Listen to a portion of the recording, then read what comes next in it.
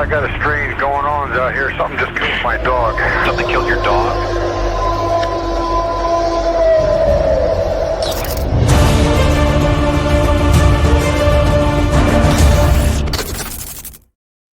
Hey, everybody. Thank you for joining us tonight. Welcome to the Cryptid Podcast. As usual, I'm your host, Dano. You guys, I have got an interview that has been in the making for almost a year. Now, when I first started this channel, I said that I have a bucket list of people I would like to interview that have had encounters with certain cryptids.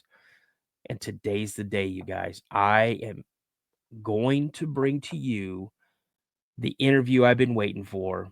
I have Rod from Australia, and he is going to be telling me about two encounters that he had with the Yowie in different parts of the country while out with a group of friends.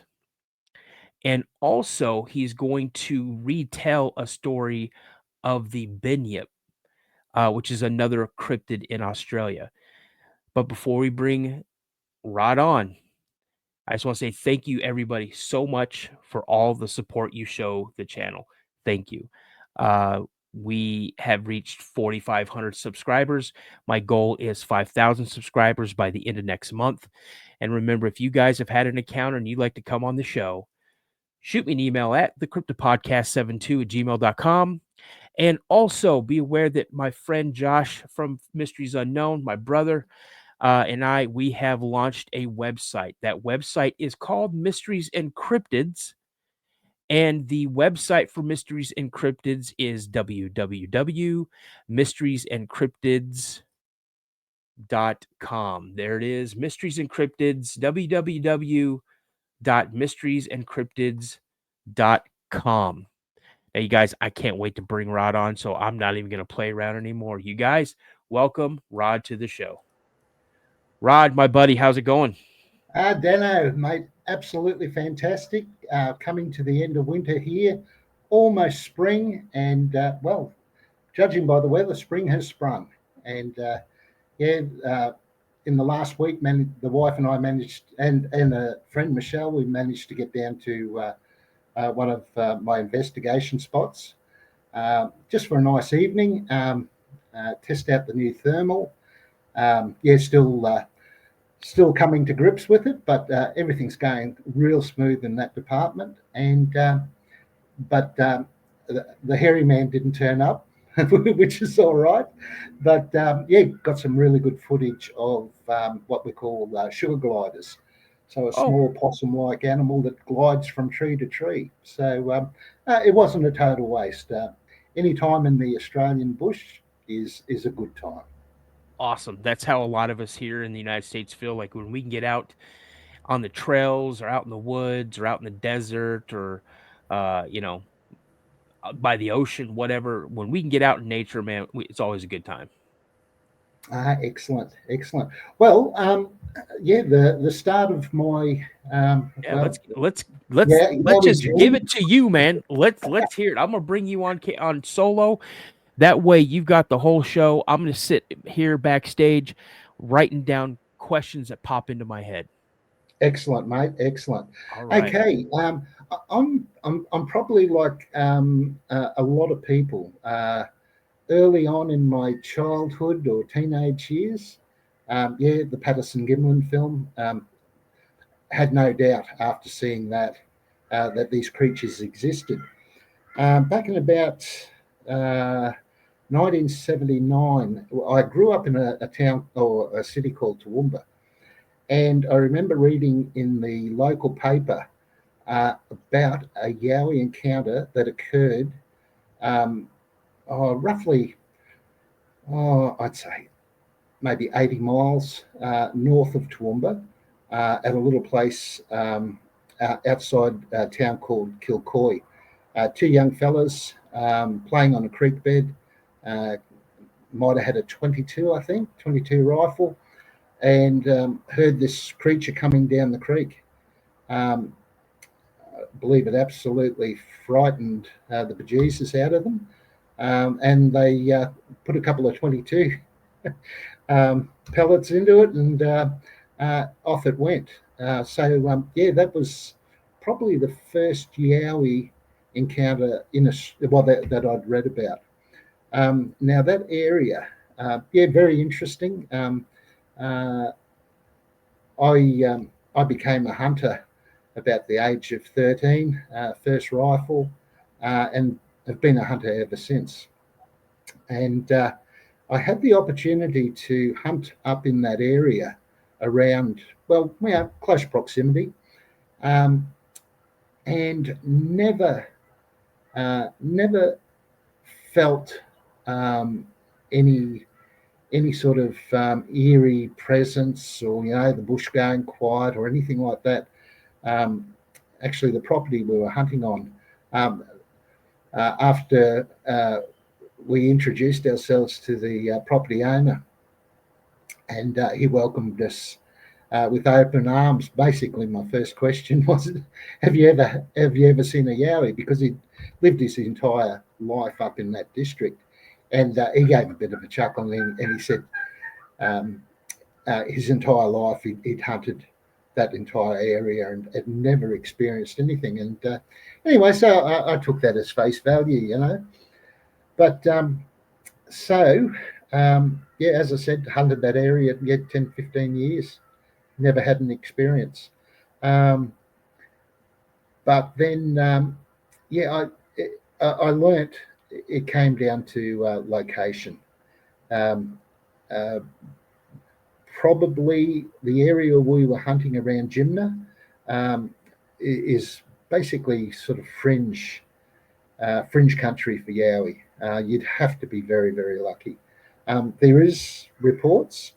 Now, as far as Yowie, I based my research areas on the Australian Yowie Research Boys, so AYR, and they have a fantastic site. And I look for multiple sightings in an area, and then basically go down for a look. So now, for some reason, in about 2020, I just decided to revisit Yowies again. And anyway, I started with Vic, and you probably know Vic Cundiff, I think. And being a night shift worker, and Vic's tone of voice, I found myself basically falling to sleep. So I thought, I've got to find something a little bit more suitable.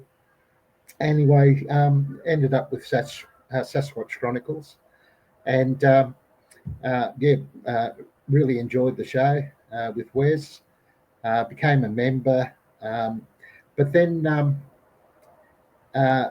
what I noticed was the traits between American Bigfoot and Australian Yowie were very, very similar. You'd almost call them blood brothers, they're absolutely amazing. A friend of mine, he basically was getting ready for his retirement, and he and I and a couple of other chaps, we built a cabin. Now this area is north of Sundown National Park, just on the border country there in Queensland. And anyway, so built this cabin, and all was good, the cabin all got finished, and as I said, it was for Rick and his wife Linda's retirement. He wanted Linda to absolutely love it, so both of them could enjoy the time down there. So and then at the same time, I was starting to get into a little bit of Yowie, and I was seeing a lot of reports. probably half a dozen reports on AYR in the Stanthorpe district. So my mate and I were out there fishing one day. We have an annual week's fishing trip, and now this would have been probably around 2020, and I said to Rick, "Have you ever had anything strange happen down at the cabin?" Well, he looked at me, and it was like I'd slapped him. And it was the strangest look. And he looked at me and said, "Who told you?" And I said, "Oh, mate, well, you better tell me what's happening, you know." And anyway, he described some very, very strange stuff happening down there. And then correlating that back to some of the American Bigfoot encounters, they were identical. What he was experiencing at the cabin was identical to you guys over there. I said, "Well, run through." Now he was at a loss. Now Rick, very logical, ex-army, and a very, very clever man. To have him stumped was very, very strange. Anyway, so what he was experiencing down there was basically with Linda there a lot of the time, something would come up and just slap the side of the cabin, and just startled them, you know. And now, interesting with the slapping of the cabin, when Rick first told me about it, I thought, oh yeah, this is maybe, you know, happened once or twice. It wasn't until I really quizzed him about it that I found that probably 3 out of 4 trips, this creature was coming in and just belting the cabin. Other strange occurrences. He put a retaining wall in and some paver blocks from the retaining wall up to the cabin. He arrived there for a couple of days, and the pavers had been physically lifted up out of where they'd been set, and they'd been stacked up.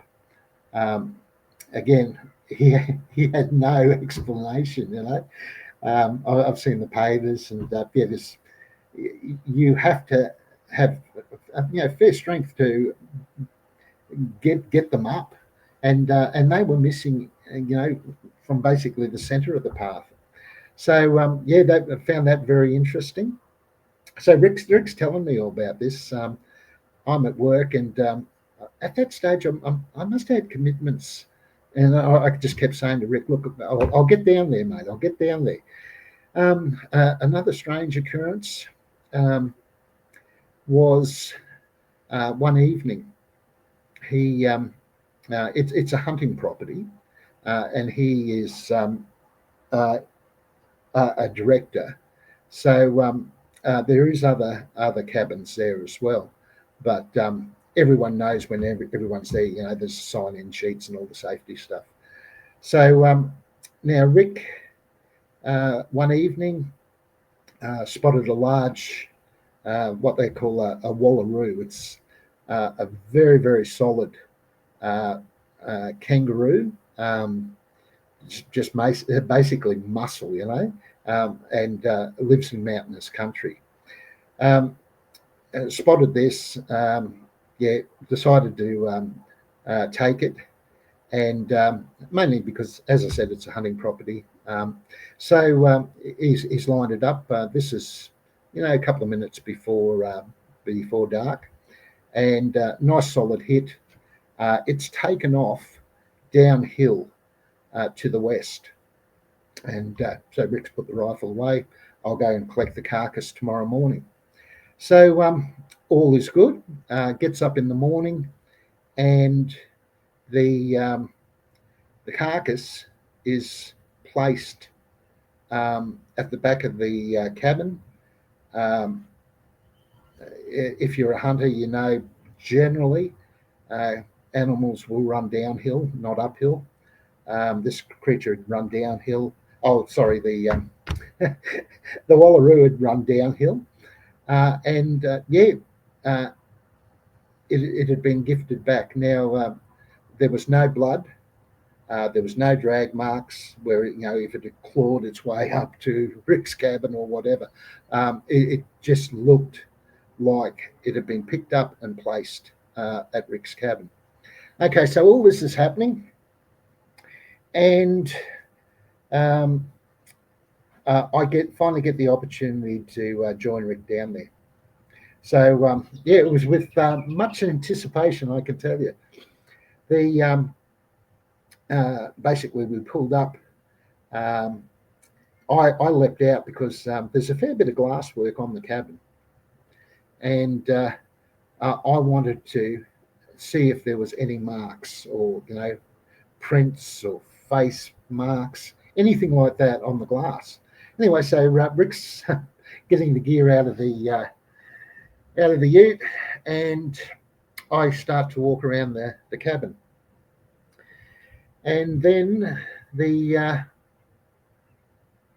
I get to the back side of the cabin, which is basically caravan at the back and a couple of rooms mounted to the front with sliding glass doors. At the back, the back wall is the caravan, and there was a vent there, and here's a handprint. Now, to look at the handprint, it had been placed in such a position that one could imagine the hand going up and the face being lowered onto the vent. And I don't think it's drawing too long a bow to say that's what occurred. It put its nose up against the vent to actually smell if we were in the cabin.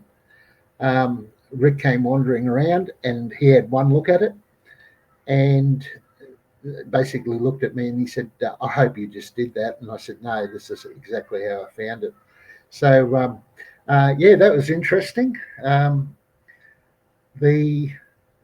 other interesting one, I love people's perceptions. Another one of the stakeholders came down and was talking to Rick. Now, this chap's cabin is about maybe a kilometre to the west of Rick's. And he's wandered down, a bloke called Dick. And Dick said to Rick, have you had anything strange happen at your cabin? And Rick played dumb and said, no, what's happening at yours? And Dick says, I think I have a poltergeist. And Rick goes, what makes you think that? And he said, well, something comes up and it hits the side of my cabin. And Rick goes, oh, that's interesting. And he said, I have a thermometer that's tied up in a tree and with a bit of fencing wire. And he says, every time I come to the cabin, the fencing wire is undone and the thermometer and the wire are thrown into the scrub. And I could wander around, find it, and then tie it back up. But this was continual apparently. So, I love how people that don't know of Yowie then go to poltergeist. So I found that very interesting. Okay, so that was basically got me thinking that these are a physical creature. They are there. It depends on location. As I said, this is where AYR really came into it as far as picking locations. Okay, so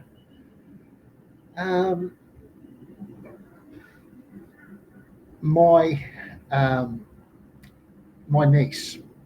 Now, this encounter, I I will make it to my niece. Sadly, she passed away in the last 12 months, and but she Nicolette and her carer Leonie and myself, I was so lucky to be with them, and with a Yowie encounter. And now this was my first one at a place called Witherin, and it borders the Army land training area in the Gold Coast hinterland. So I had a barbecue at home. My niece and her carer came over. Now, I'd been discussing with the family what was happening down at Rick's property, and everyone was interested, you know. Anyway, and especially Nicolette and Leonie. So we were at the barbecue, and basically the first words that came out of the girl's mouth were, "Oh, we believe in Yowie." I said, "Oh, do you?"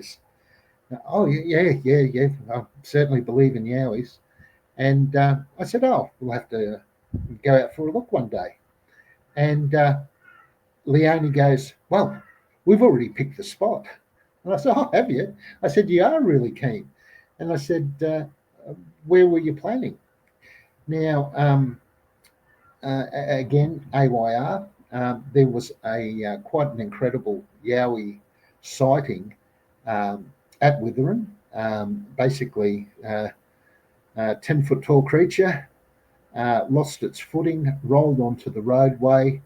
A truck coming down just stopped in time, Glenn the truckie, and with a Yowie straight in front of his vehicle, just apparently looking very embarrassed first up, and then turned very aggro.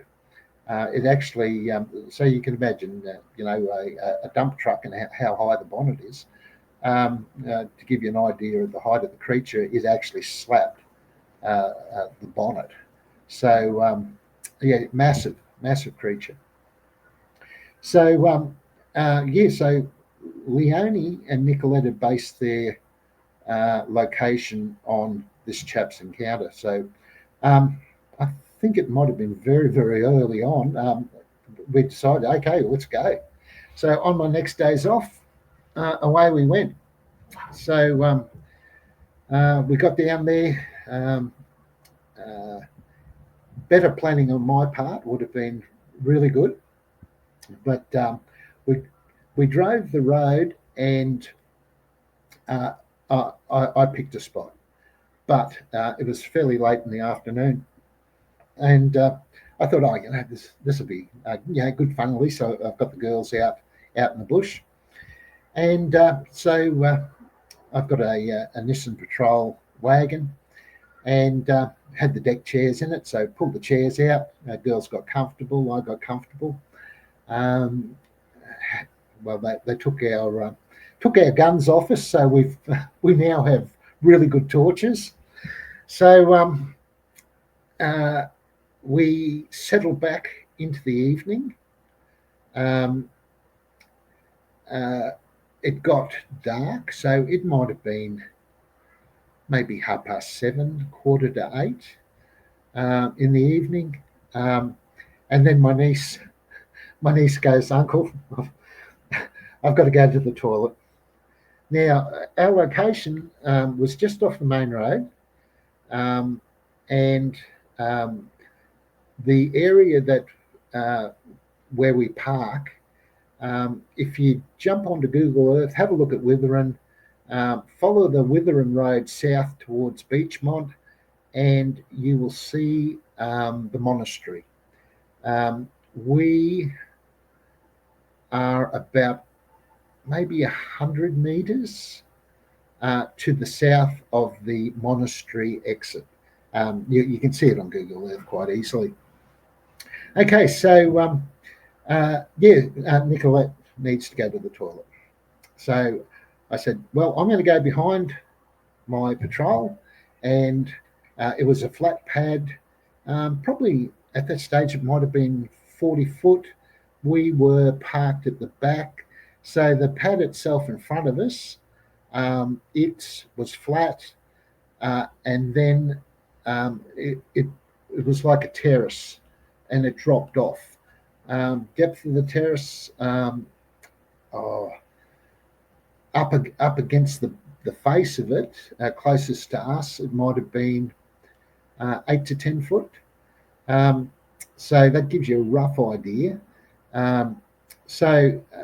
Yeah, I'm at the back. I'm going la la la la, and Nicolette and Leonie, her carer, at the edge of the pad. And anyway, they come scurrying back, and my niece says, "Uncle, you didn't come when we called." And I said, "Nicolette, I was trying not to hear you." And anyway, they both said, like, we can hear something down below us there in that gully. And I said, "Oh, okay, girls, just grab your seats now." I was thinking a wallaby or a goanna, and anyway, I thought, "Oh, we'll just let everything calm down." Anyway, so we grabbed our seats and we're all sitting there just listening. And this creature, now this is completely dark. I'm pretty sure it must have been very little moon, and the confidence that this creature strode in at was just unbelievable. 6 heavy, well-defined footfalls. There were 6, and it came in from the southeast in this gully, and basically straight at us at an angle. It's something you never forget. You absolutely never forget. And the silence, the silence from our group. We were just so intent on listening to this thing. It stopped just short of being directly in front of us. There was a lot of lantana, which is a scrubby sort of bush, and trees directly in front of us. When it walked in, again, my fault completely. I didn't know the lay of the land. I didn't realise the gully was that deep. I'm looking up, expecting to see maybe a silhouette or maybe a glint of eyes or something like that. Funny enough, I wasn't keen to light it up. I was more keen to have it comfortable. But yeah, as I said, the confidence of this creature. And so it had stopped just off centre of us.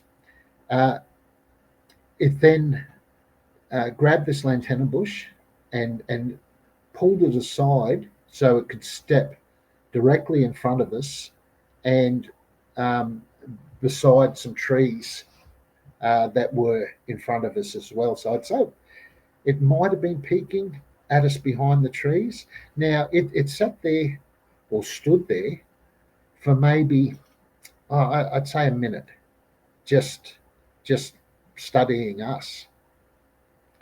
I was thinking at that stage, maybe it was time for Nicolette to get into the vehicle. So I said to Nikki, just grab your chair and just jump in the car. I didn't want to sort of startle her too much.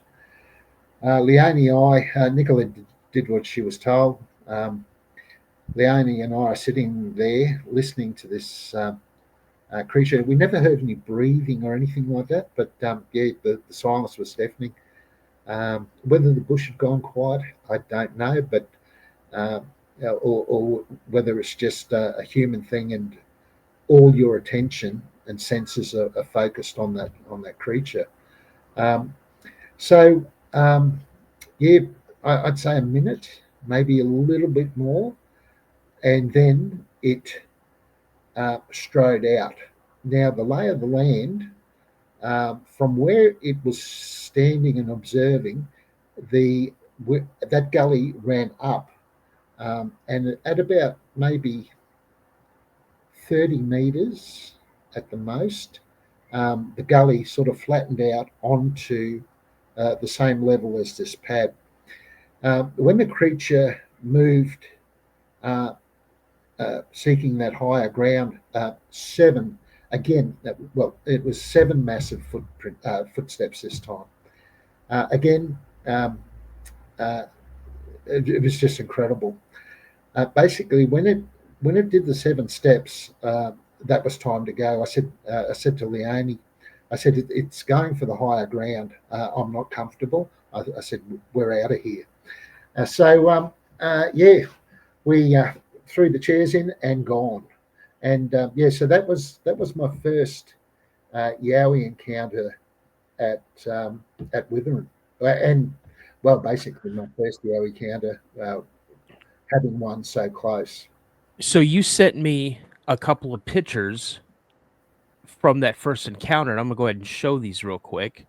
So here's the first one, and you have, it looks like a vape next to it, kind of showing comparison, and you can kind of make it out. But what you had done, you'd also sent me another picture that you had outlined the footprint, and I'll show that one right here. So can you explain to us about how big was that track, that print? Okay, I'll have to digress a little bit. What I covered there was my first close encounter with the Yowie. So those prints, they were probably a tad under 12 inches, but very blocky, very blocky. Toes were quite evident. But probably the location of the prints. Now that the location of the prints, as I said, that was a pad, and it was a working pad for a road crew. So a lot of bitumen got dumped in that area, and also, I don't know, people that just don't respect the bush, they dump. They drink up there. They dump rubbish there. We try and keep it reasonably clean. But no one in their right mind would be walking through barbed wire and broken glass, and that's basically the area where we found those prints in. So, as I said, with that creature walking in on the girls and I, it just gave off that feeling. It was massive, absolutely massive creature. The prints themselves were more indicative of a juvenile, and I'll get into my sighting. Okay, so after that encounter with it walking in, lo and behold, within probably a month, a chap was calling for people interested in Yowies to join a Facebook group and go out for get-togethers and look for this creature. Anyway, so I contacted Bob and expressed my interest, and I said, Bob, I reckon I've got a really good spot. And he was all ears. Now, again, if you go to Google Earth, we camped at Sharp Park, and a really good turnout. Probably would have been 30 of us. Some just came for the evening and the barbecue and to listen to the tales. But that get-together, it formed the core group that still exists today. We've all had experiences. So that first get-together, we split up into 2 teams. Bob, Steve, and I, we were up the top near the monastery exit. And we had another team that walked the road. Anyway, so the sighting itself, Bob and Steve both had FLIR thermals. I had my trusty eyesight and a good torch, and we just propped ourselves on the guards of a four-wheel drive, and we just looked into the bush. Now, looking to the east, you've got the backlit glow of the Gold Coast strip. So Surfers Paradise, Beenleigh, I suppose even Beenleigh, that Brisbane, lower Brisbane area, and Burleigh. So we're propped there, and anyway, so we're all concentrating, we're all looking. The boys are therming, and anyway, your eyes get accustomed to the bush and the shadows and the light between the shadows, and I detected movement, but so did the boys with their therms at exactly the same time. All our eyes were on this one spot. Now, there was a tree at approximately, I'd say, maybe 55 to 60 metres out. And it was on, relating back to that, where the creature walked in, it was on that higher country where it walked out, but a little bit further back. So it was northeast of where we were parked. All our attention was on it. The boys with the therms, Bob started yelling, "I can see a face! I can see a face!" So the boys are looking at this face low down on this tree. I grabbed Bob's therm. I had a look. It was weird. It looked like the head.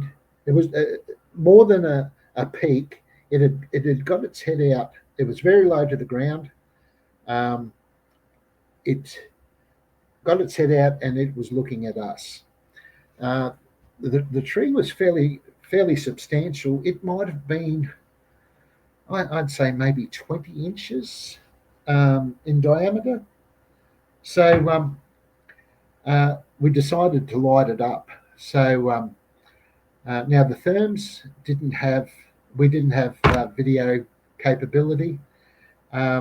So out with the torches, and we lit this creature up. Now, as to what it looked like, to me, we got a good look at it. To me, it looked like a baby. Well, I won't say a baby chimpanzee. It looked like chimpanzee sized, but with baby chimpanzee features.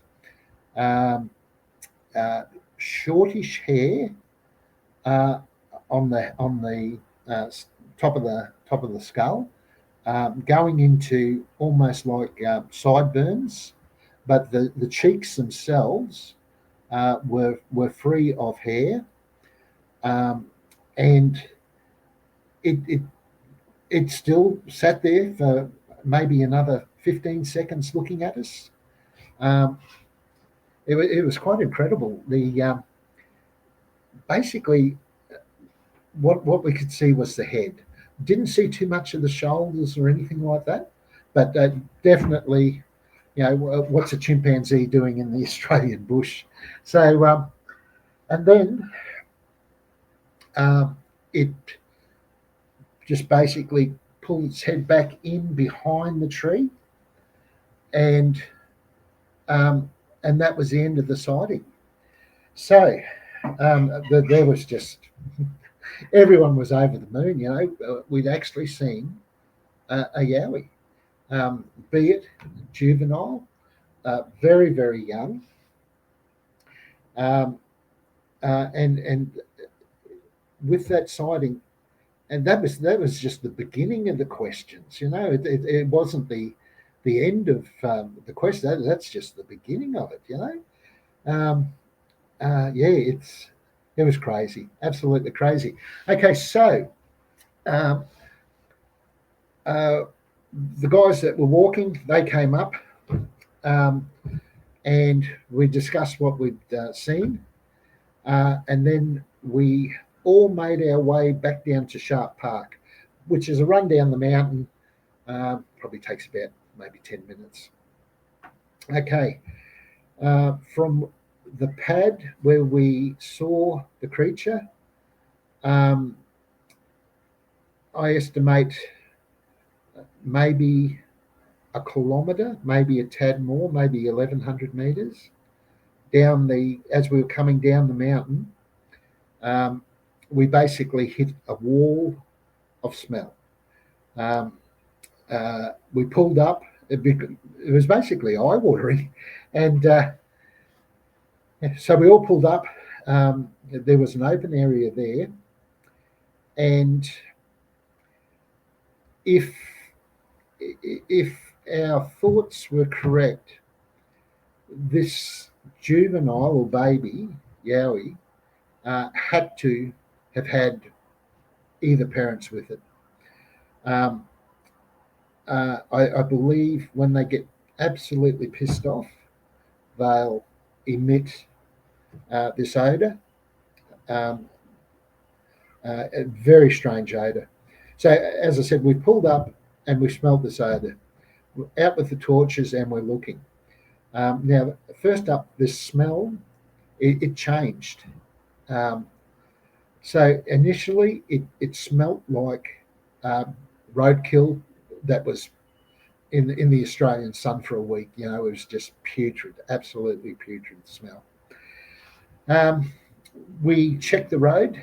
There was no carcasses, and then the smell changed, and it started to smell more like a rubbish tip. And Steve, my mate, first responder, he said, it could be wafting down the valley. I said, Steve, we haven't smelt it all night. And I said, I don't think so. And the rubbish tip from where we were was probably a good 7 or 8 kilometres away. So it took on this rubbish tip smell, and then it took on a urea fertilizer type smell. It had changed, or what we were smelling had changed 3 times while we were looking for the source of the smell. In hindsight, we might have been very, very close, because at no stage did that smell sort of drift off or anything like that. So back down to Sharp Park where we'd set up camp.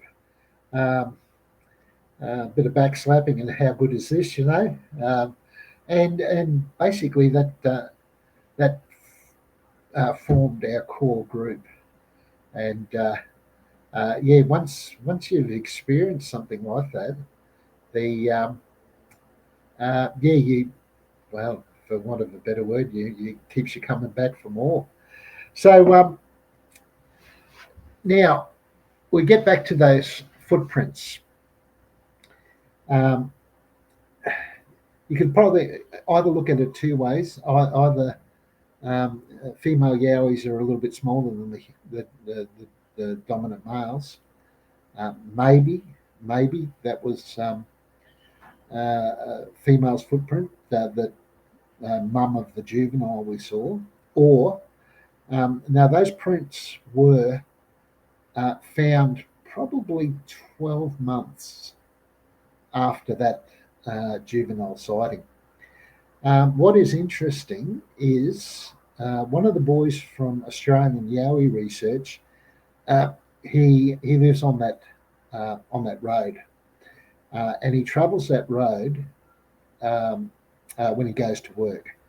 Odd hours, a bit like myself, and I believe it was around 2:30.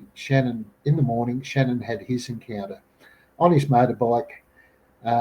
This is if you go to Google Earth, you'll see it's a very, very twisty and windy road as it goes up the mountain. Shannon was on that road. He's come around a corner. Here is a crouching Yowie in the center of the road. He's seen it just in time to avoid a collision with it. Threw the bike around it. It's thrown its arm up in sort of self-defense. I believe Shannon might have even felt that it might have touched his boots or something like that. But he described it, I believe it's middle of the road, squatted down, and at about 4 foot squatted. Now, I'd have to recheck, but again, was that the juvenile that we saw? It's there's a lot of questions, but I'm more inclined to think that it was. Yowie behaviour, the Yowie, the description of the Yowie juvenile that I saw,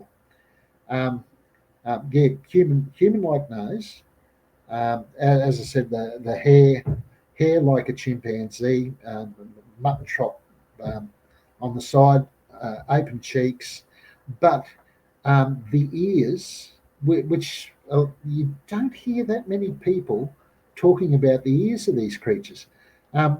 Because it was a juvenile, I saw, well, we saw the ears quite clearly. I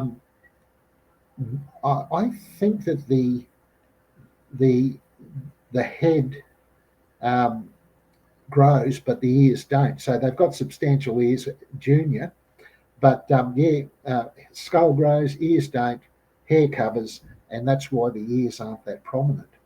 But very, very interesting encounter with Shannon, and almost clipping this one. But I think of myself that I believe that might have been the juvenile that we saw because of the odd behaviour. It basically no road sense at all. So that was my our first sighting. Again, I love the human side of it. In myself, I had to convince myself of what I was seeing. It takes a long time to realise that. I did see it. You go through the list, and but your own personal encounter, I tended to put it under a lot more scrutiny, and it took me quite a while to finally come to the realisation that what I saw was a Yowie. It's very, very strange. I might just call a break there for a sec, Dano. Yeah, sure. Hold on one second. I got a strange going on out here. Something just killed my dog. Something killed your dog?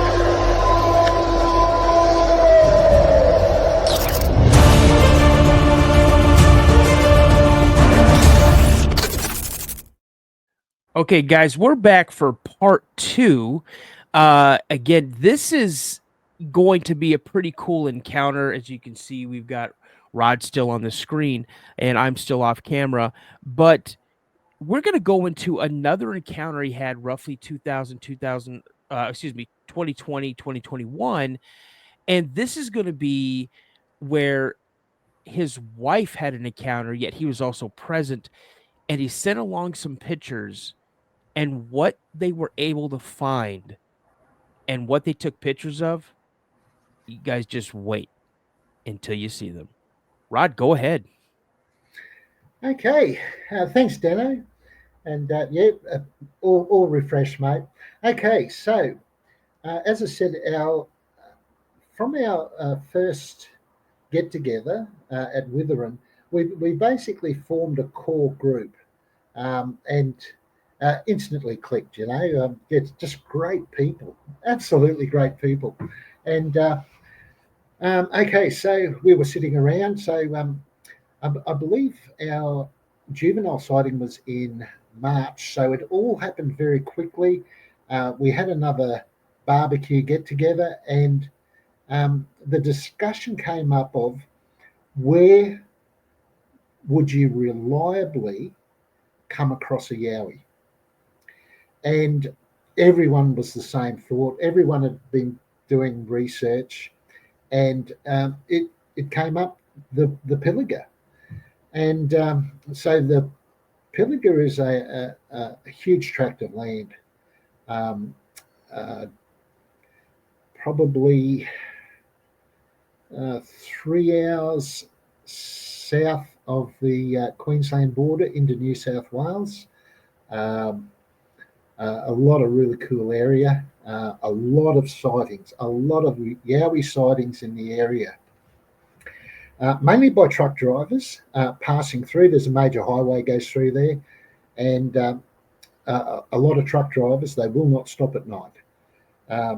They will just keep on trucking and clear the area before they pull up for a sleep, with way too many spooky happenings. So that gives you the backdrop of the area. To the north, you have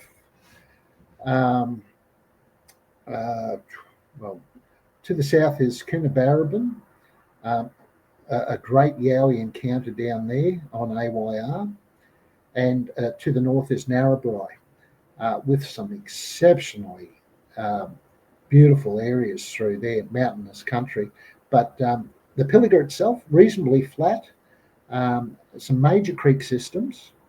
Now, the hunter and me, when I was looking for locations, lo and behold, the Salt Caves campground. My line of thought was water, and a kilometre to the north of the Salt Caves campground, you have the Salt Cave Dam. So there was our water. It was fairly dry when we went down in. Now this was in 2021. Very dry.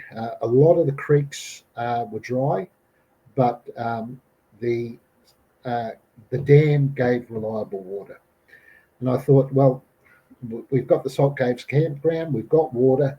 This should be the perfect place.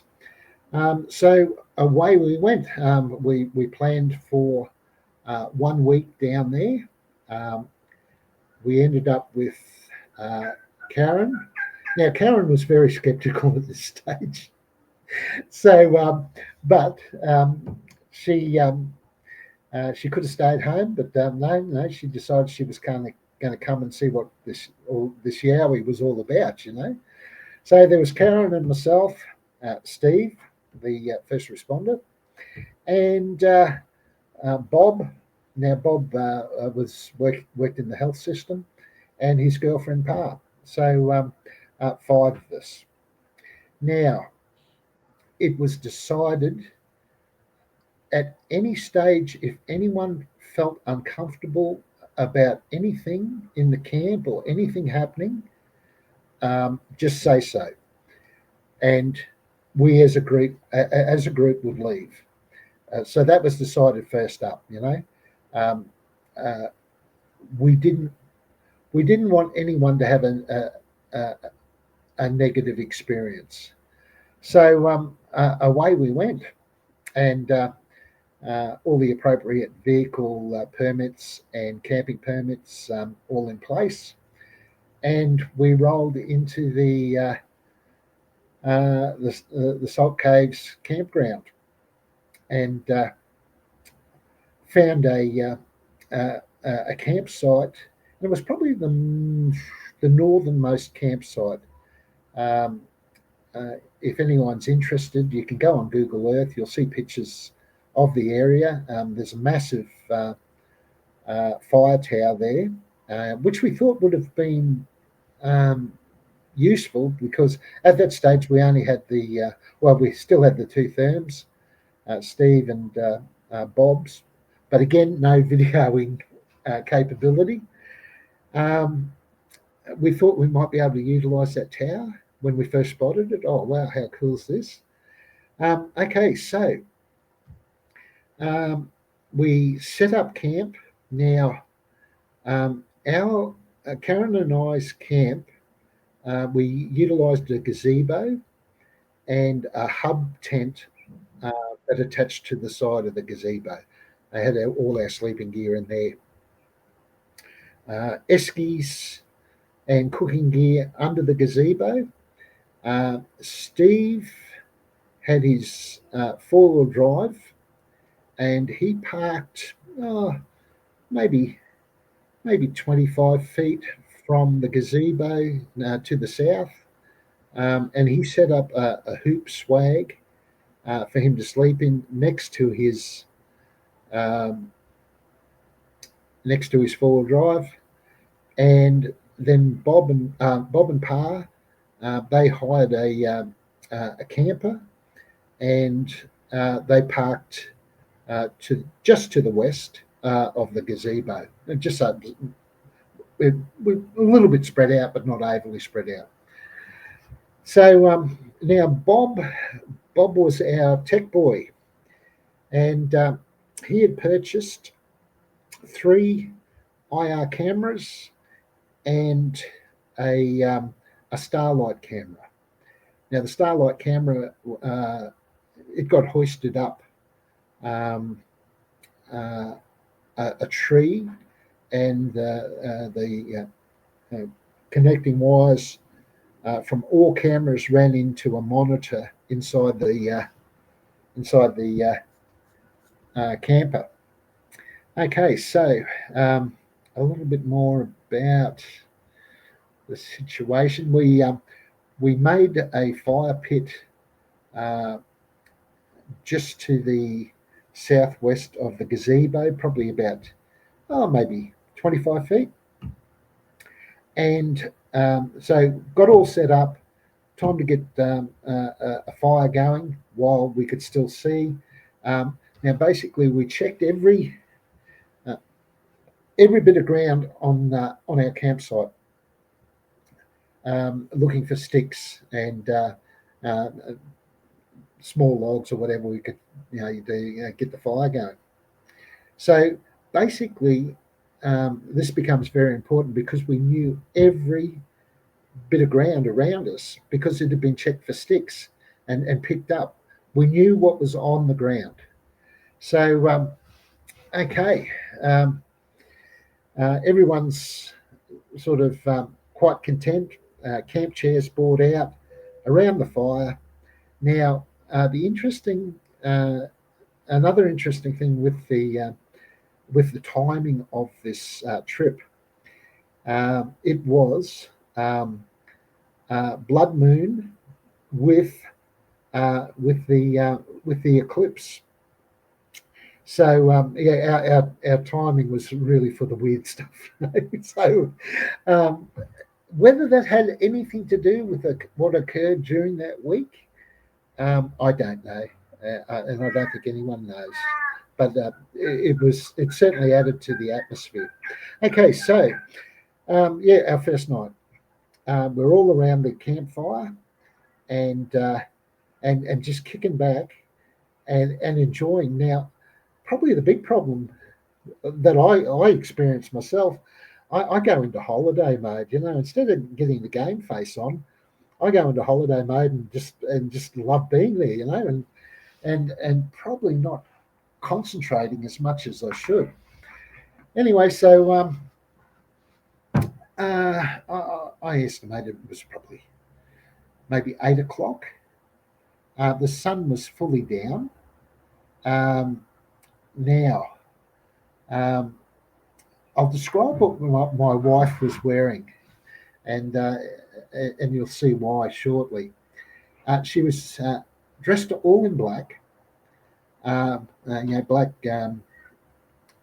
leggings, might even be black Ugg boots, and a black jacket. Now, the jacket itself had a like a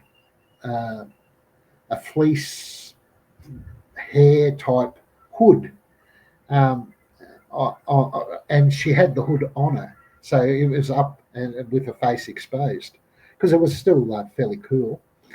And Karen goes, "Oh, anyone want a drink?"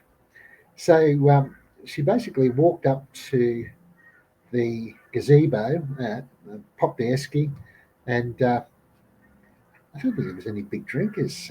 Yeah, so everyone basically had a Coke or a Pepsi or something. Anyway, so Karen's up there getting a couple of cans. Everyone else is back at the fire.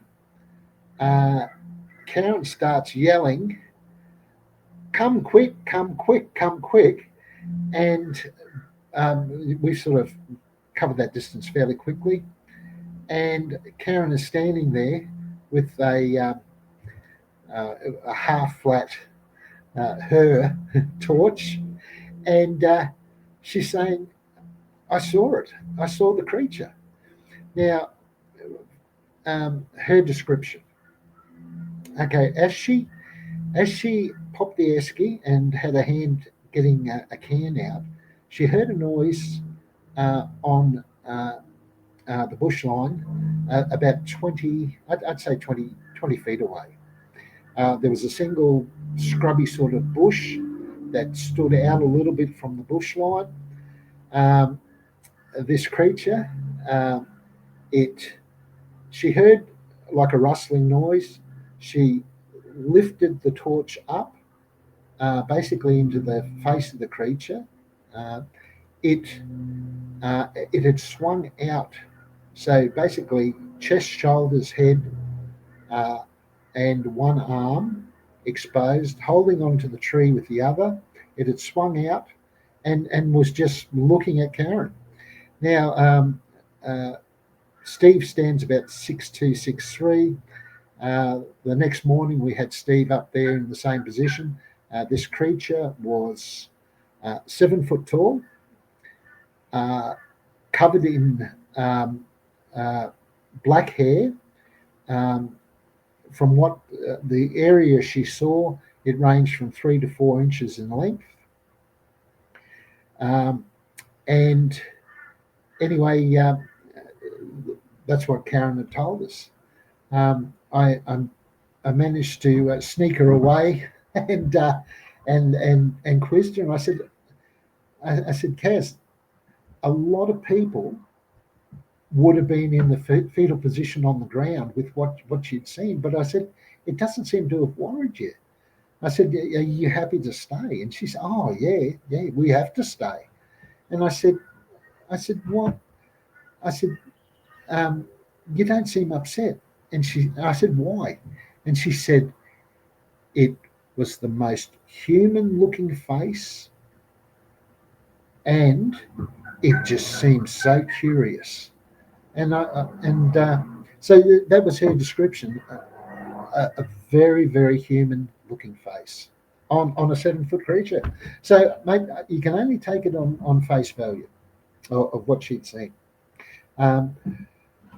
Other factors gathered from that is the way it threw its hand up to shield its eyes, and this was not a bright torch. So very, very sensitive eyes. At that stage, I don't think we'd fired up the cameras, which is another saga in itself. So there we had it, our first night at the Salt Caves campground, and this creature basically walked into camp, and lucky enough, my wife had a great sighting at probably about 20, 25 feet. At no stage did anyone want to abandon ship. I think everyone, because it wasn't a violent encounter, it was more curious than anything. No mention ever of anyone wanting to abandon ship. If anything, it got everyone really keen. Okay. We'll just follow on. Okay, so next morning, as I mentioned previous, when we were searching for firewood, we knew everything on the ground. So it didn't take too long to find a glyph that was etched into the ground. Now that's the one. Now the glyph itself, it basically looked like a spoke, but without an outer rim. If you see in the center, that is a stick. Now, one end of the stick was really, really wet or moist. Ground conditions very dry. If you'd done those marks, you wouldn't have got that stick wet. It was just typical Australian bush, very, very dry. So whether it was some sort of oily substance from the hands, or it had placed it in its mouth, it's only speculation. I don't know. But very, very interesting, and absolutely certain that was not on the ground the previous afternoon. Okay, so another mystery. Okay, so night 2. Later that afternoon, after we found the glyph, group decision. We had some fruit. We decided we were going to gift some fruit. So we placed some apples and oranges strategically around our small camp area. And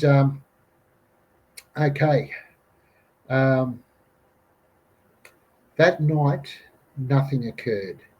Next morning, an orange is gone. As I said, Stevie's swag is next to his Land Cruiser, but in close proximity to the main camp. Orange gone. Everyone starts looking for this orange. In behind Steve's vehicle, there was a patch of scrub. We found the orange peels deposited on the ground, and then on the back, of Stevie's Land Cruiser were several handprints. There we go. So this creature had peeled this orange and propped itself looking into our camp from the back of Steve's Land Cruiser, with Steve about 2 meters from it, sound asleep. So after that, Steve decided that he was going to sleep under the gazebo. He just did not feel comfortable with what appeared now that this creature was going to be regularly coming into camp. So, that next night, we were all gathered around the campfire after tea. We had fired up the IR cameras and the Starlight camera. Now, in the end, the Starlight camera was the godsend. IR, people have speculated on IR, and it is dead true. IR, they can see it. In the end, we positioned our cameras to give the Starlight camera the best opportunity of a bush edge that we believe that the creature was watching us from. And it turned out exactly correct. But I'll go into that a little bit later. Okay, so that night, we're all sitting around the campfire. Now, I had seen some strange lights in the sky to the west. Called Bob over. Both had a look and thought, "Oh, that's pretty weird." Now, this could have been the night of the eclipse as well. So we were all sitting there. We'd spotted this light. It had taken off, and anyway, Steve had a quizzical look on his face, and I was looking at him, and he looked at me and he said, "Can you hear that?" And I said, "Hear what?" And he said, I can hear something, and it sounds like it's talking or they're talking." And I said, "Where?" And he said, "About 100 meters to the west of us." And I said, "Can you describe it?" And he said, "Well, it sounds like two people arguing in the bush." And I said, "Arguing?" And he said, "Yeah, it sounds like they're arguing." And I said, "Mate, my hearing is shot." I said, "Too many gunshots and too much loud music, you know." Anyway, so as Steve's described this as arguing in the bush. So Bob and I, that was to the west. Bob and I head east. So we had come to the edge of the campground, and we're just standing there, no torches, and the most intense, longest howl, yell I've ever experienced. Now, hunting red deer, hunt them during the rut, and they make vocalizations, the deer. Hey, Rod. Yes, mate. Real quick, can I play some audio for you? And can you tell us if the argument that was heard is similar to some of the audio that I have? Yeah, go for it, mate. And then the howl that you heard, I have some audio as well. Tell me if it's similar to that as well. Yep. Okay, so this is part of the samurai chatter that Ron Moorhead had sent me. Yep. He says it's a Bigfoot, a male and a female arguing. Yep. Okay, so check this out.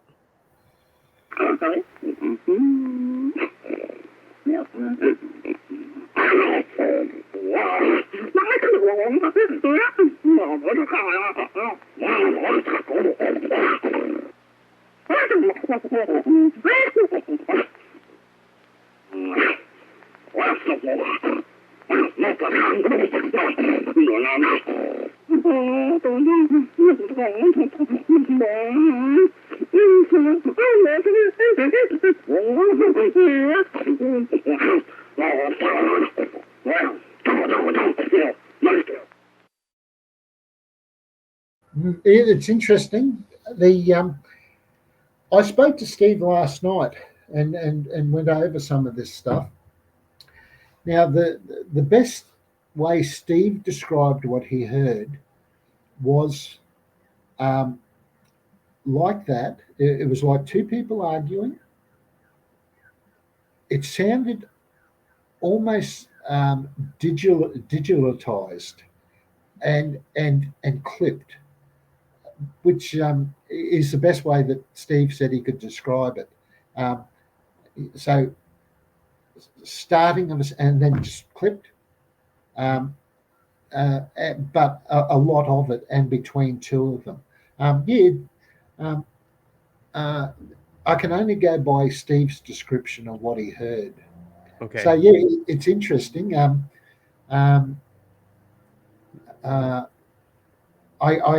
can't draw a direct comparison between Ron Moorhead's recorded and what Steve said.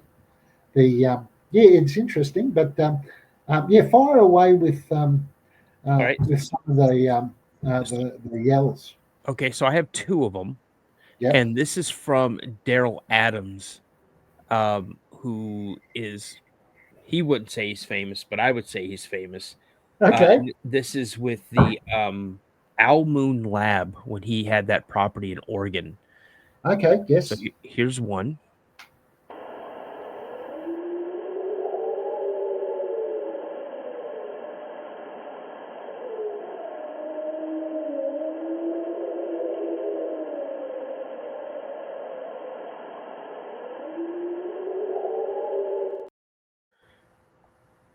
Okay, and here's the second one. Mm.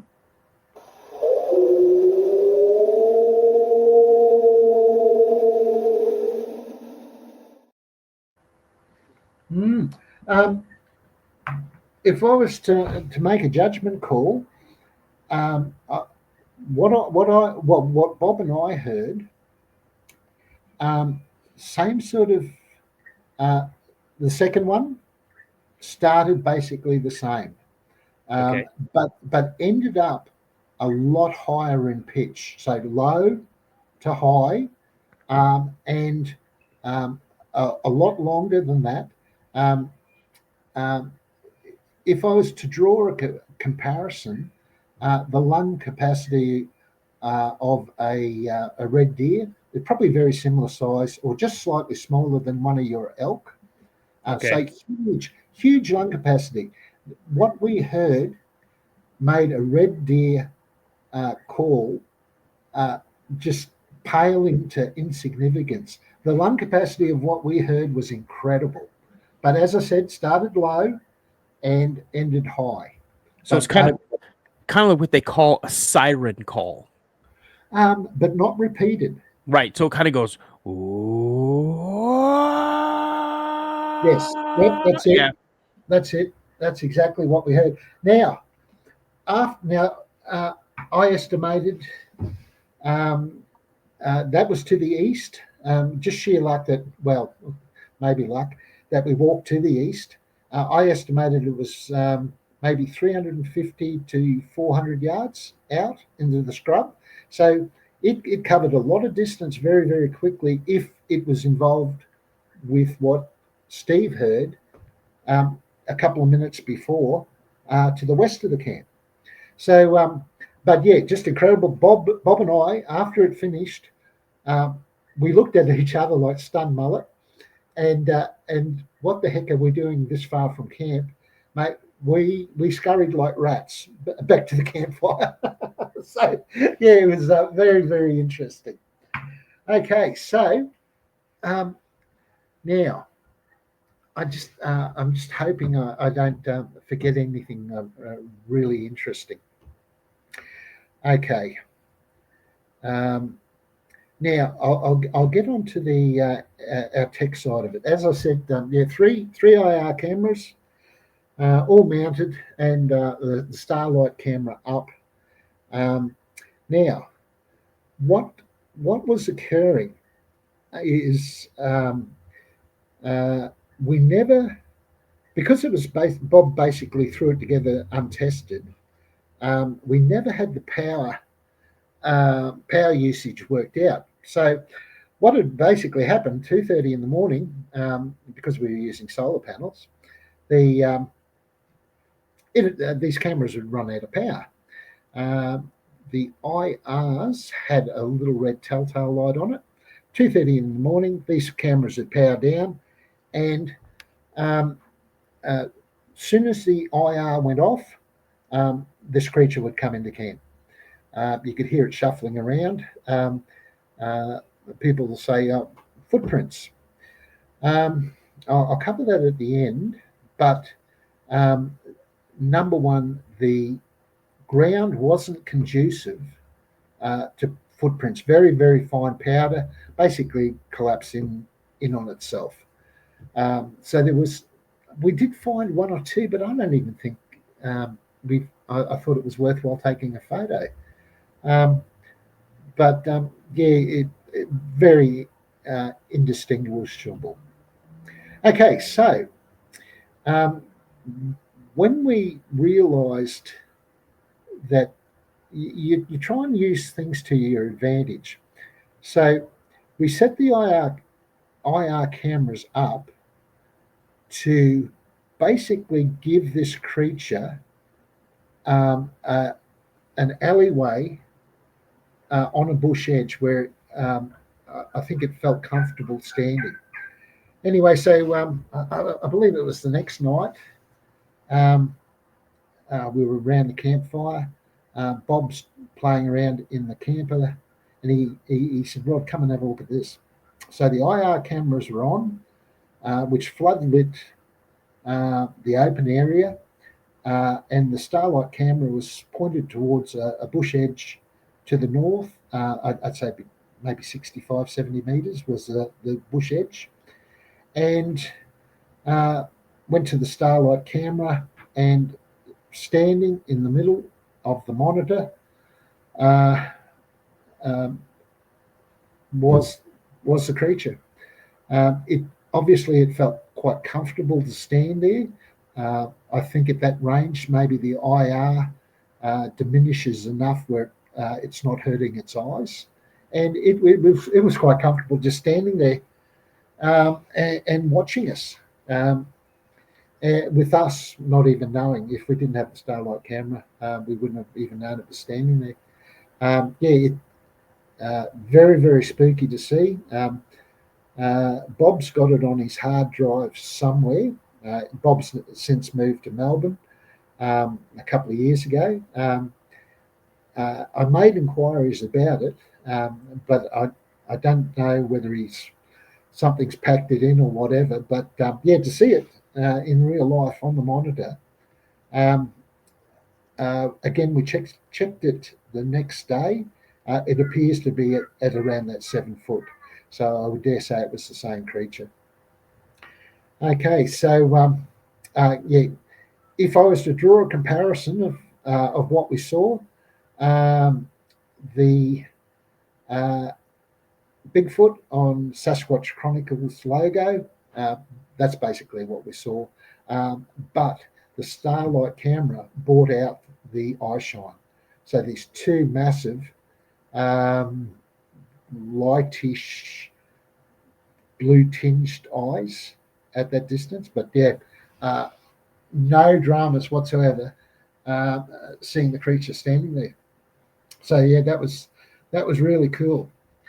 Okay, the next day, as I said, down at Coonabarabran, there was a really, really spectacular Yowie sighting, and that occurred at a place called Hickey Falls.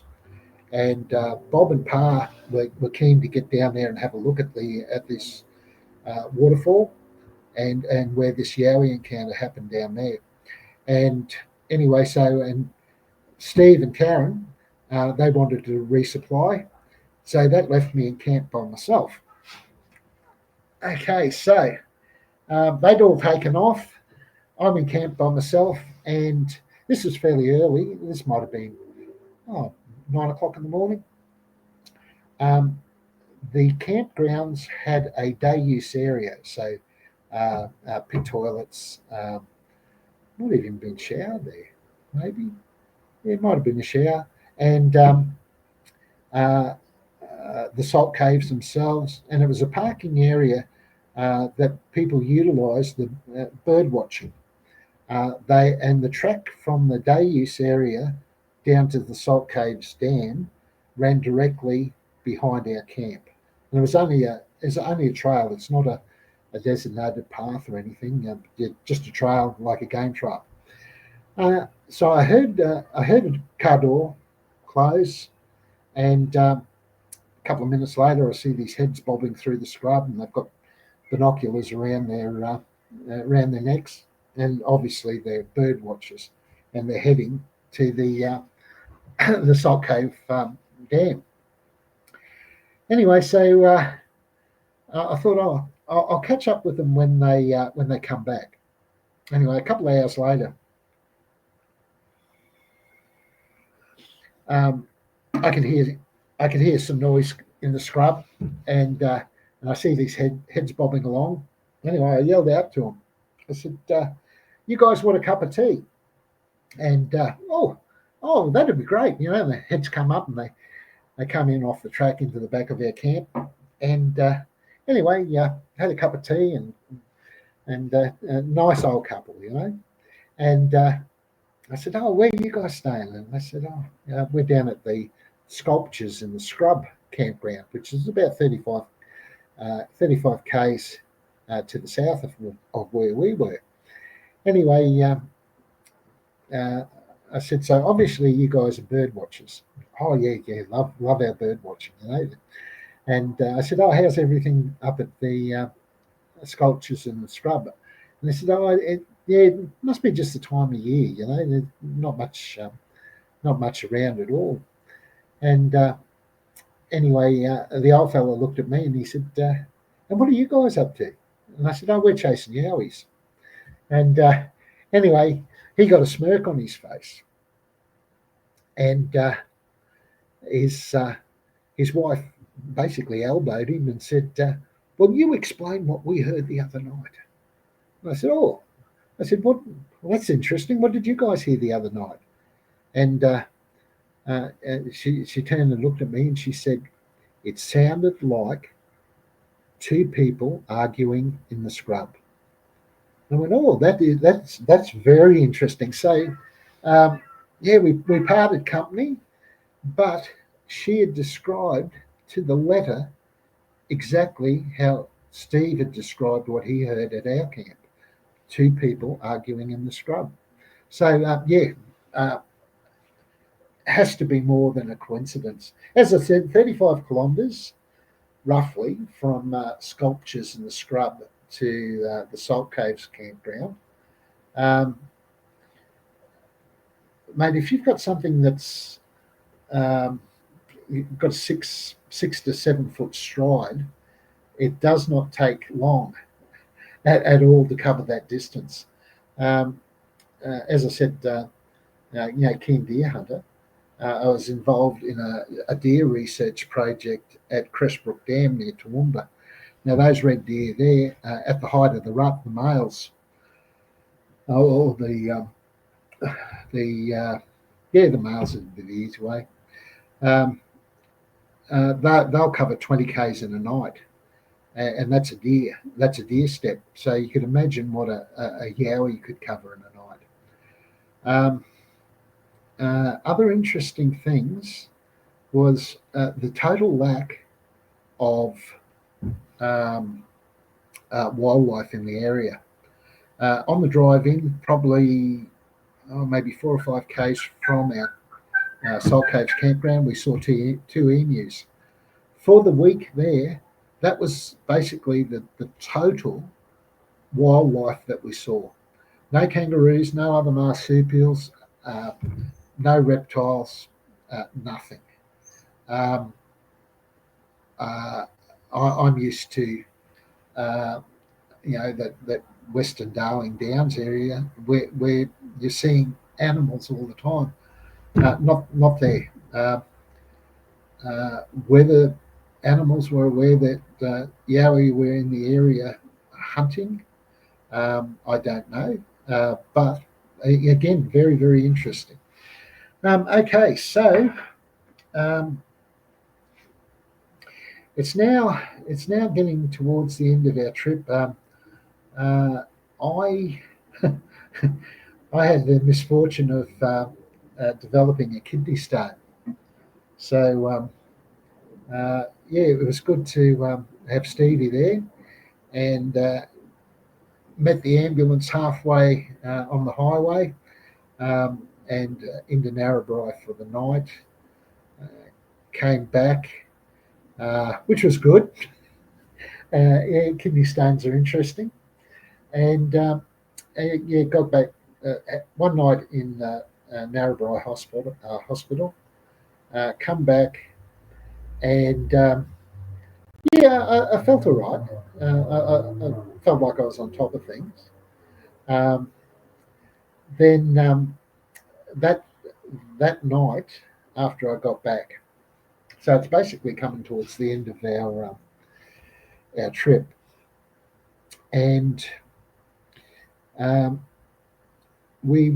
and I were in our little hub tent, hunkered down for the night. We had started to get gear together for the trip home. So we did have some gear out. I'm certain the cameras had powered down, and I'm asleep.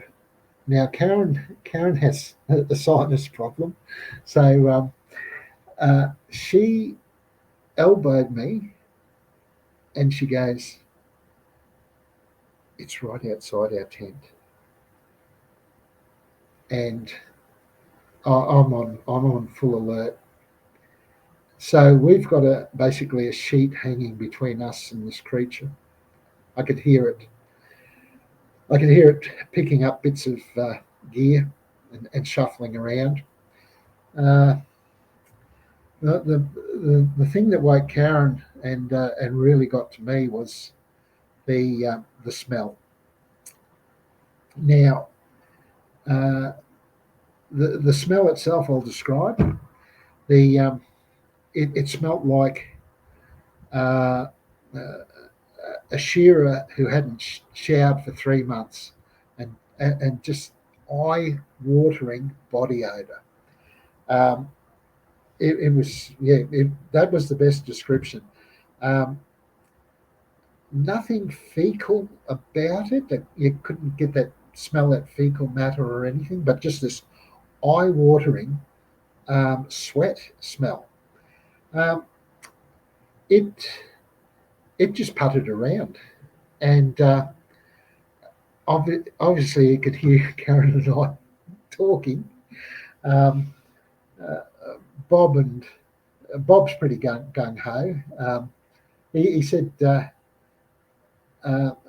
"Why weren't you up, unzipped, and torch out?" And I said, I just didn't want to put a torch on it. Just on the way it could react, I think in the end, knowing that it was only about 3 foot away, quite curious, seemed to be content just to wander around. I don't know, but it never even entered my mind to light this thing up. So it was interesting. And then you go back to what we smelt down at Witherin.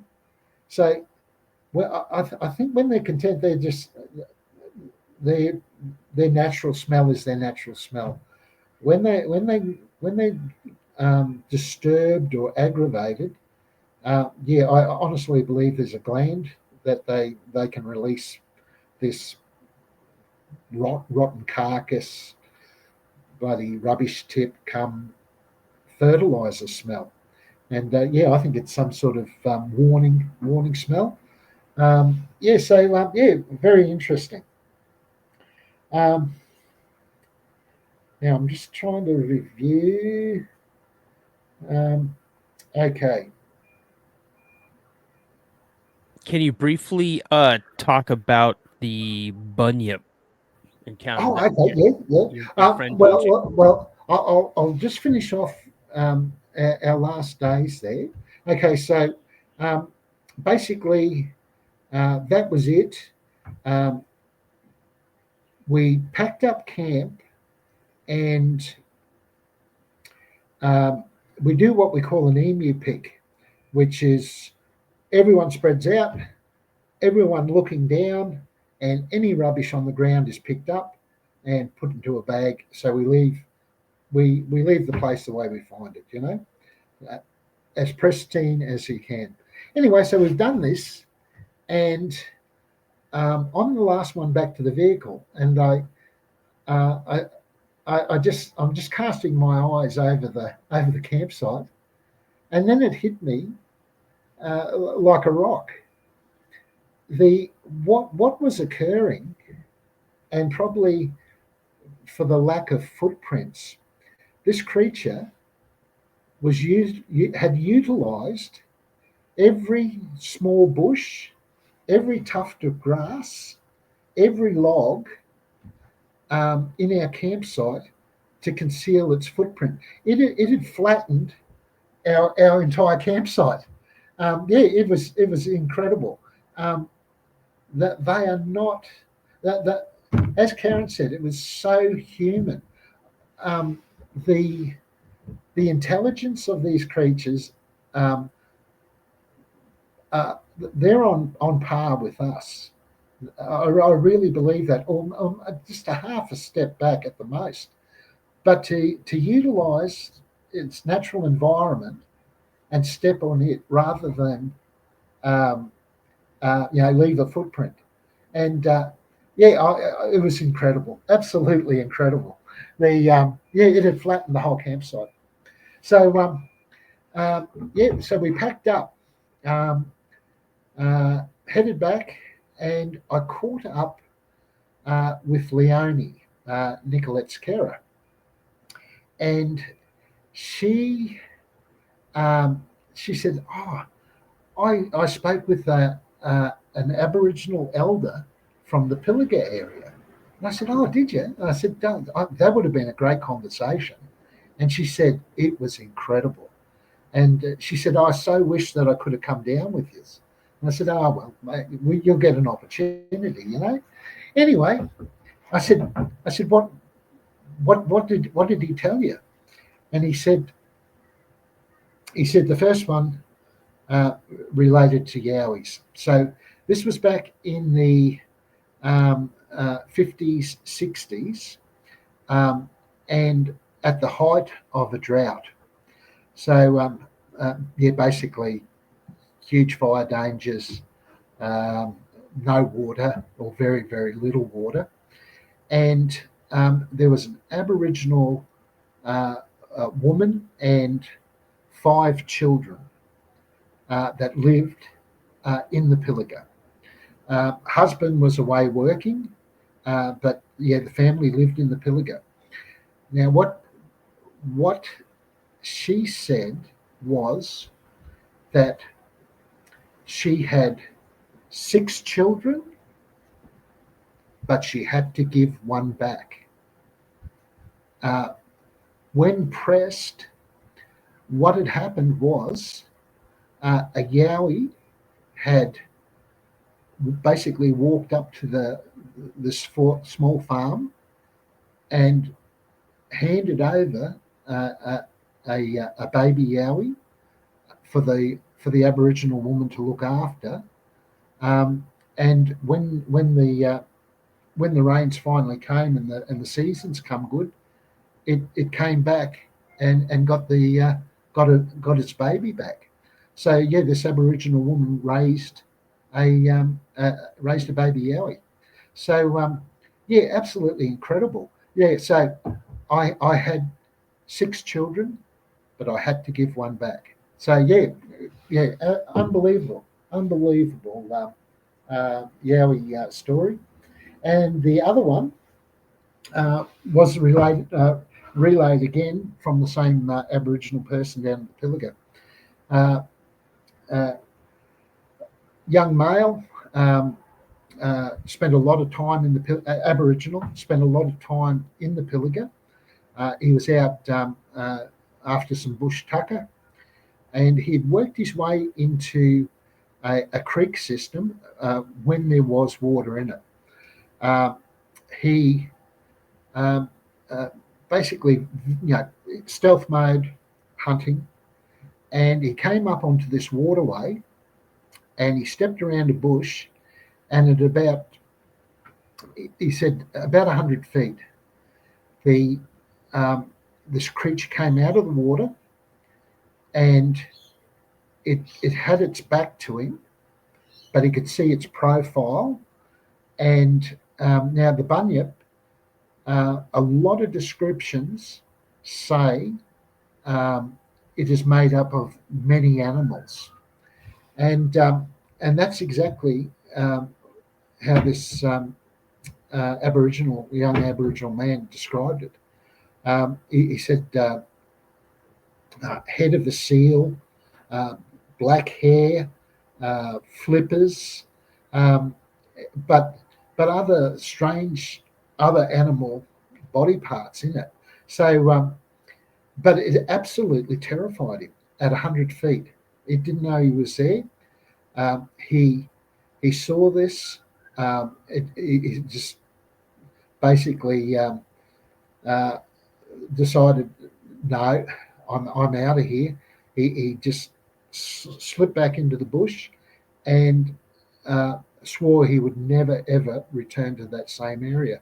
So a lot of Bunyip encounters, they say the creature itself appears to be a bit like a duck-billed platypus, web feet, duck-bill sort of structure on its face.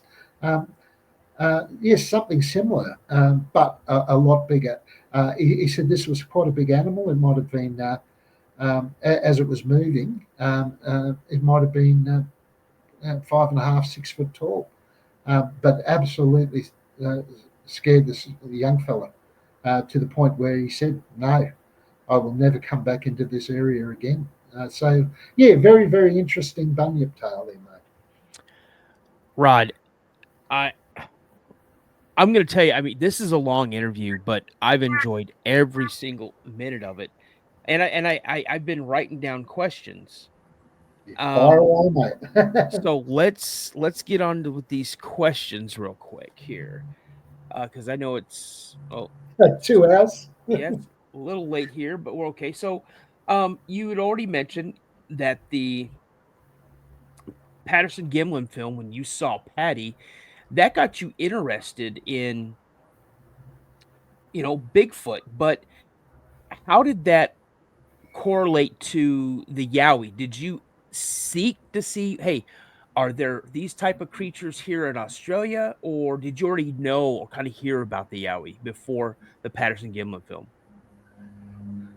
Yeah, interesting. No, Patterson Gimlin film, and knew it was in the States, but accepted it.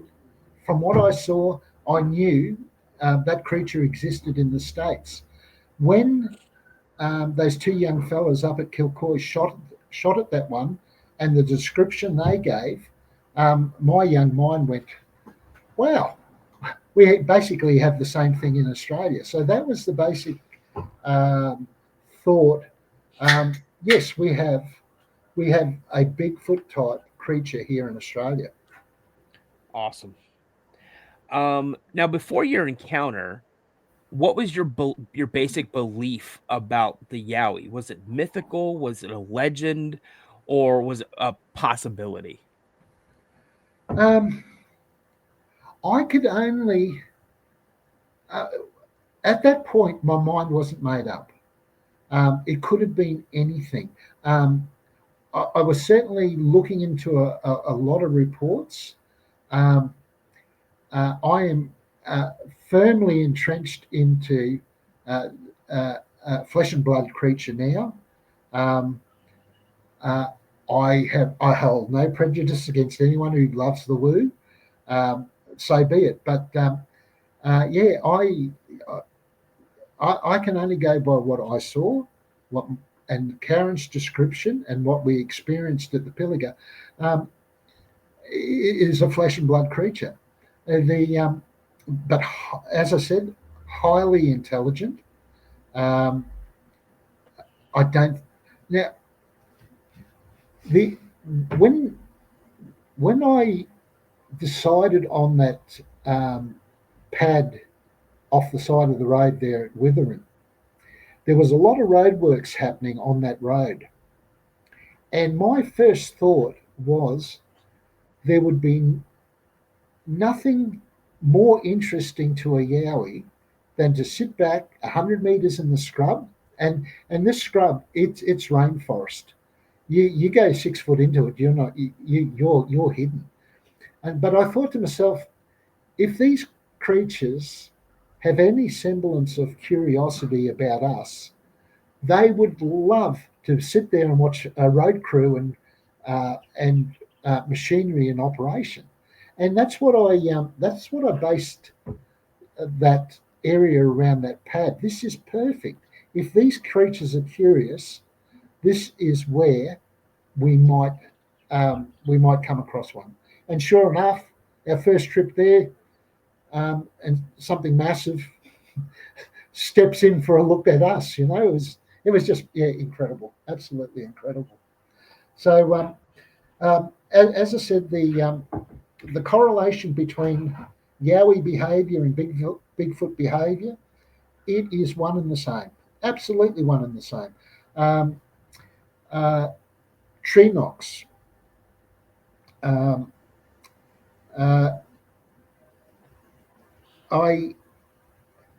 first heard tree knocks at Witherin probably a little bit over 12 months ago. It did seem devoid of tree knocks. I took another mate down, and again just sitting there, and we were probably 2 hours into the evening, and bang, tree knock.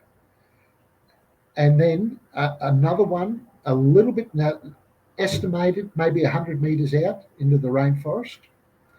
Another one from a different location. So definitely two. And then another one, but it was hard. I couldn't differentiate whether it was from that other position further out. But what we heard was probably 7 solid wood knocks. But what I couldn't get my mind around was they were identical.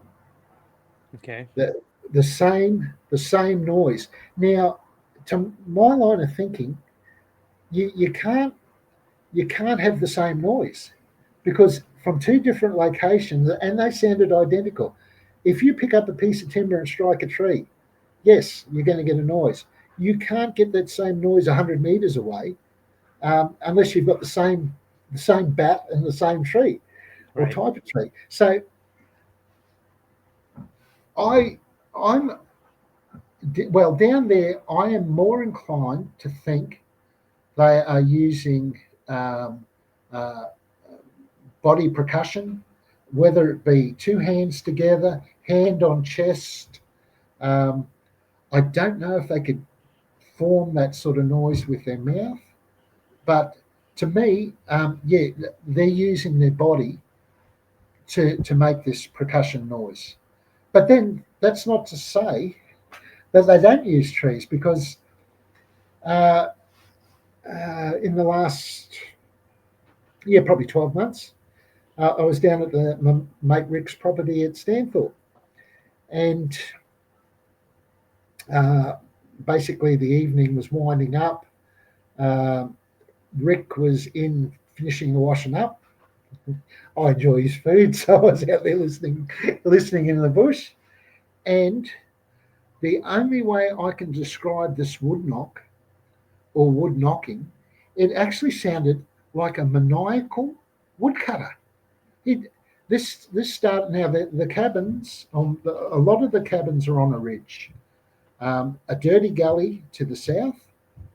This wood knocking.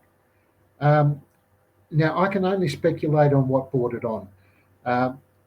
We went fishing down at the river, which is about an hour away on 4-wheel drive tracks. The river itself actually forms the border, and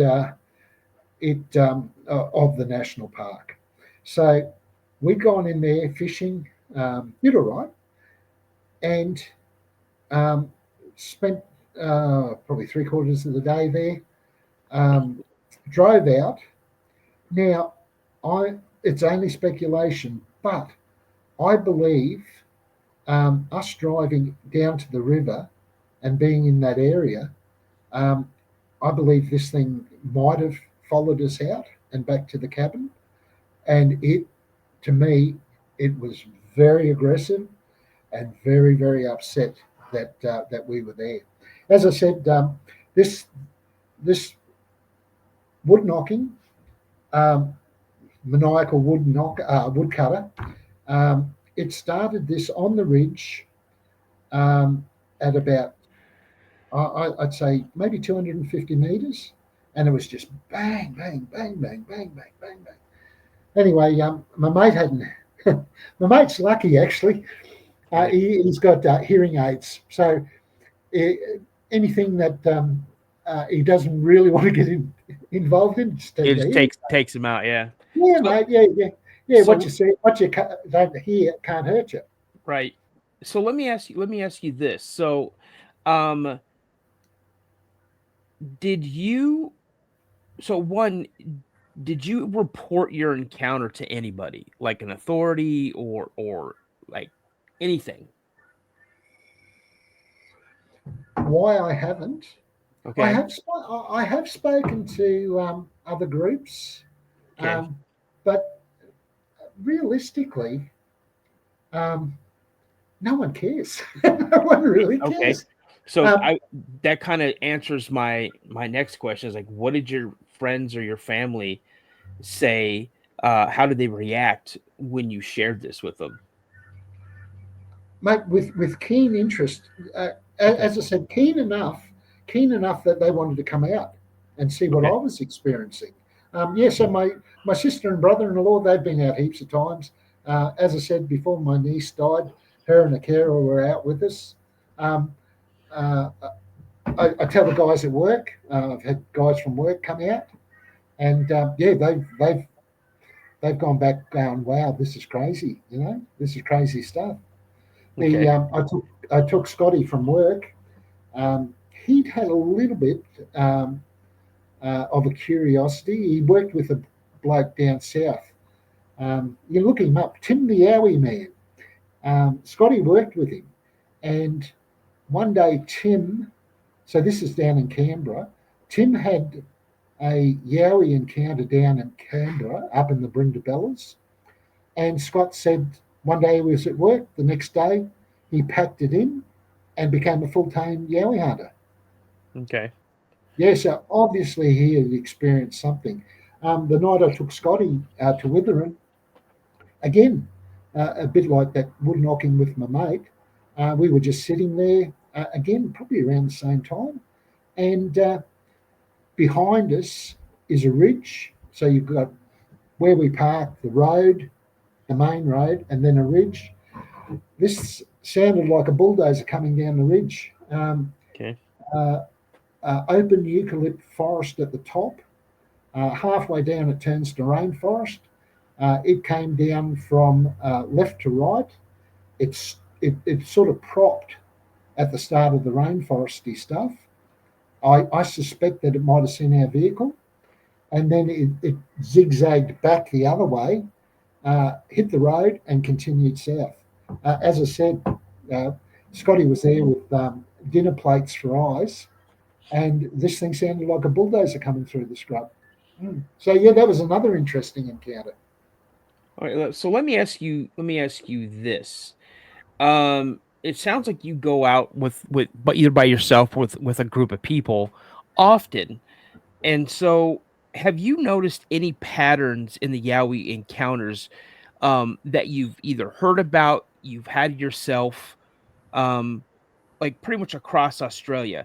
Is there a specific time of year that they're more seen? Is there maybe a specific landscape where they're more found? Or is there a particular kind of weather pattern that you're noticing that uh, they're popping up more? Or is it just random scattered throughout whatever? Well, the only constants that I could identify is it seems the number of women in the group makes a huge difference. More reliably, we experience something if there are women there. As I said, my niece having to go to the toilet and pee. Again, maybe marking territory, offence or sheer curiosity about this urine smell in the air, or just female smell in the air. That definitely makes a difference. But weather-wise, no. see our encounters down at that week at the Pilliga. That was basically middle of winter. The Interestingly enough, that was when Karen saw hers in the Pilliga. That was 21. We did a we did a trip down there in 22 to the same spot, and we went in 2 days earlier. We went 2 days earlier, got to Coonabarabran and camped there, make sure all our gear was ready to rock and roll, and we were, and it started raining, and basically it flooded that entire northern end of New South Wales and into southeast Queensland, and the floodwater chased us all the way home. We were actually lucky to get home. So that was 22. In 23, we were still keen on the Pilliga. We went back and we spent, I think it might have been 3 days at Sculptures in the Scrub and nothing. And then we packed up and we moved up to the Salt Caves again for 3 days and experienced nothing. So I don't know what to make of it, but it was interesting. We struck pay dirt on our first trip, but two trips later each year, two trips each for 1 year over the 2 year period. Right. Nothing. So, mate, these creatures are rare, you know. Right. Yeah, and you've got to be lucky. You've just got to have everything line up. Yeah, I've heard that, they're extremely rare. But I will tell you that have you ever watched that show Naked and Afraid? Yep.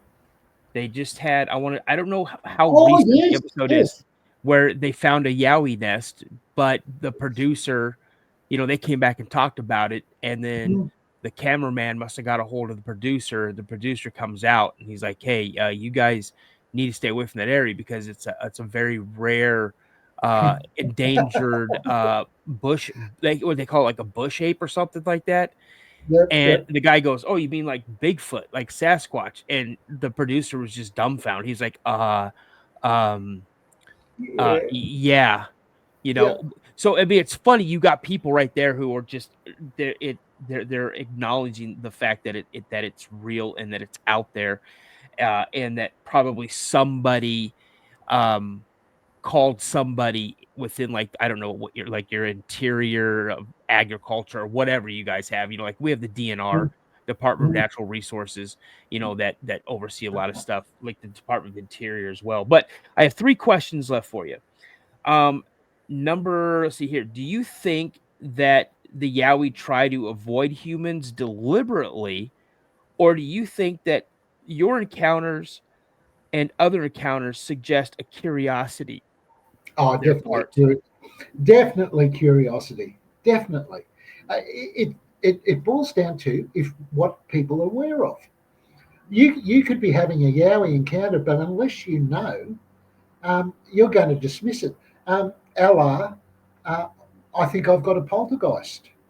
I've got a wallaby at night around the camp.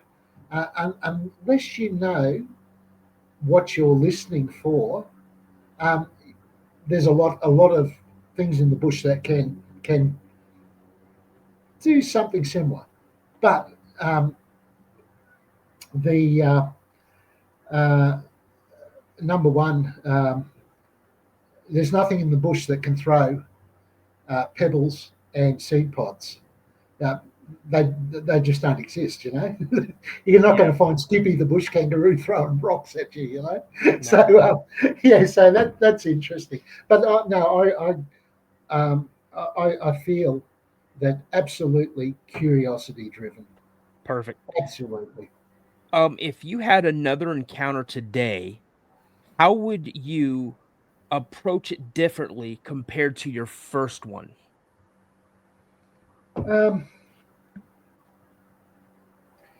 Yeah, that's an interesting question. As I said, Bob was pretty gung ho. He he'd hear a noise and he'd be gone. In the dark, and tracking whatever to no avail. But I'd be quite content not to chase it. I'd be very content to get great thermal footage, but in the end, um, uh, I know they exist. Right. I'm a knower, not a believer. I Right. know they exist. Yeah, the it's an interesting journey. I don't know if you've ever heard of a guy called Gary Opert. He's a cryptozoologist over here in Australia, and luckily he's only a couple of hours away. And he, when Finding Bigfoot team was in Australia, Gary was with them, and he is an amazing man, absolutely amazing, mate. There's so many knowledgeable people, mate. They have forgotten more than I'll ever know. It's incredible. Yeah, absolutely. Yeah, So- absolutely amazing. So, final question. Yeah, mate. What would you say to a skeptic who dismisses your experiences outright?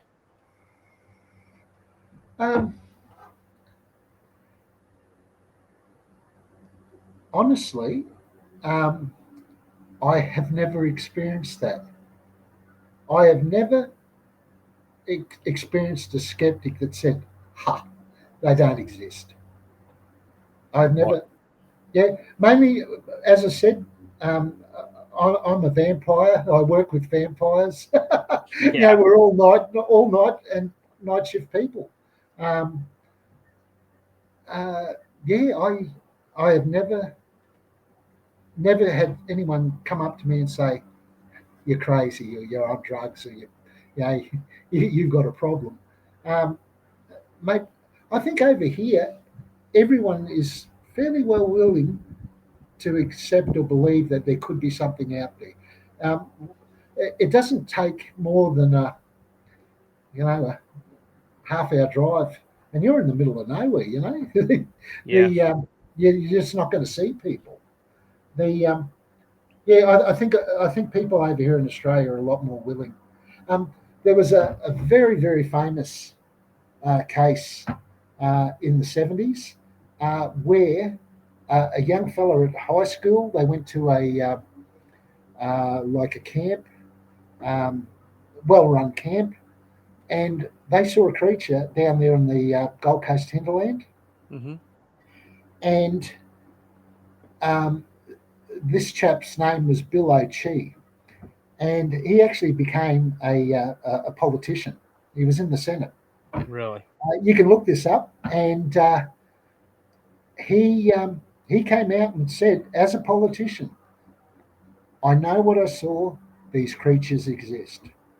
And for a politician to come out and risk his credibility, he had no drama stating. Now, the interesting thing was the following year, my mate Steve went to the same camp. And now Steve is a skeptic. Yeah. Steve saw something up on that same ridge performing the same antics that the creature Bill O'Chee saw. Yeah. Yeah. So, yeah. Well, I find it funny that Steve calls himself a skeptic, but he's probably had more encounters than I have. Yeah, So, for sure. It's interesting. Well, Rod, we've been on for over 2 hours, and I just Mhm. want to say, man, it was an incredible 2 hours. Thank you so much for all of the knowledge that you gave the Cryptid Podcast. Thank you for all the stories, the encounters, and honestly, the insight. And I just can't thank you enough.